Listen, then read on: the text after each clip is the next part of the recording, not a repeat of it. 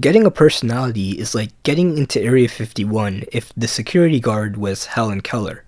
It's really easy. Think about how easy it was when you were a kid. Your entire personality would be like Harry Potter, knowing frog facts and being good at Connect 4. And that was just how it was. An adult comes up to you and starts a conversation, and within 40 seconds, they know you as the Harry Potter Connect 4 frog kid. But now for some reason, you can't help but feel boring, because after the 82nd time in a row of not being able to name a single one of your interests and hobbies when asked, it might start to feel like you just don't have any. But in fact, getting a personality is way simpler than advice on the internet makes it seem. Most people say, be yourself. But that's just extrovert propaganda, since extroverts can be interesting just by existing and using social wizard tactics that an introvert may know about but can never execute. So unless you're willing to switch sides, your next option is to go to Google, where you'll be directed to ads for personality tests, books to read, and advice to join a pottery class. So here's the real answer. Personality can literally just be boiled down to the first few standout things people think of when they think of you. That kid who pushed you over on the playground in kindergarten? Mean. Sore loser. Always talks about WWE. That guy in cargo pants with exotic snakes who came to your school assembly to tell you snake facts? Cool. Dresses like Steve Irwin. Snake guy. Elon Musk. Rich.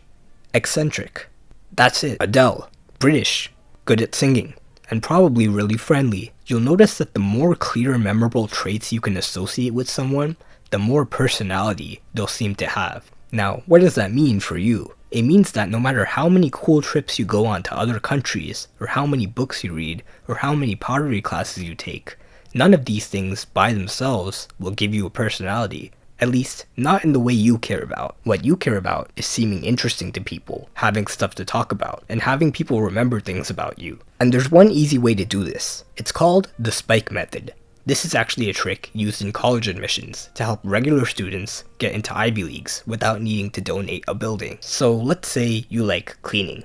Yeah, cleaning. It's just an example. Trust me for a second. You think cleaning is relaxing. You think it's interesting. Now, imagine you spend a decent amount of time every day cleaning, learning about cleaning methods, reading up on the latest cleaning lore, watching cleaning videos, maybe even save up to get a pressure washer and the dirt on people's driveways for money. Literally in less than a month, you'll have put more experience into cleaning than 99% of people will ever have in their lifetime, which means the next time you meet someone, you will be known to them as the cleaning expert. That might not sound exciting, but watch this. So what do you do for fun? Oh, I'm really into cleaning. I've learned so many cool things the average person doesn't know. Oh, like what? You want to know the truth about robot vacuums? I've been feeling kind of bored lately. Not much to do. I can bring my pressure washer to your house and we could shoot the gunk off your driveway. Wow, that sounds pretty cool actually. What are you doing this weekend? I don't know, I'm probably gonna fold my clothes using the world's fastest folding method. That exists? Yeah, wanna learn it? Now, I know what you might be thinking. That's not an interesting hobby. No one's gonna care.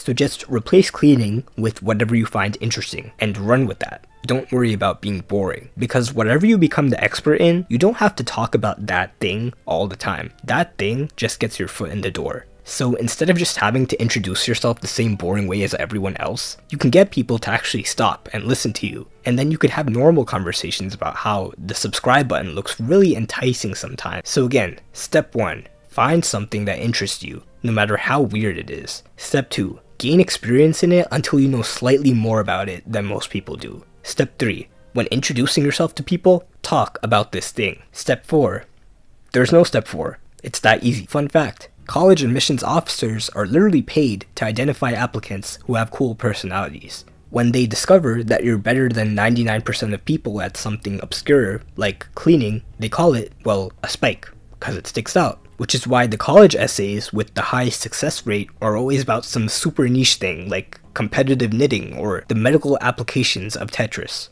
Now, important disclaimer, you can truly pick anything you want as your spike, but you gotta talk to people about it in a way they can understand. Let's say you spent a month becoming an expert in Minecraft.